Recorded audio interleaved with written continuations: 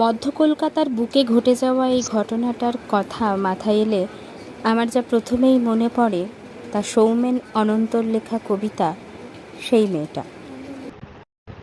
সেই মেয়েটার আকাশ কালো চুল ছিল, খোপায় গোজা মাতাল করা ফুল ছিল।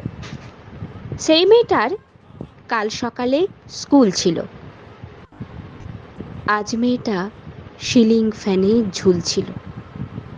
এই মেয়েটার মেয়ে হওয়াই ভুল ছিল।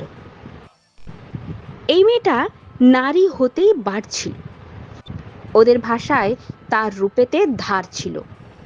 নদীর শরীর খুব স্বাভাবিক বাঁক ছিল। নদীর পাড়ে সে লোভী কাক ছিল। এই মেয়েটার মাংস ছিল, জানতো না। জানলে কি আর মায়ের কথা মানতো না?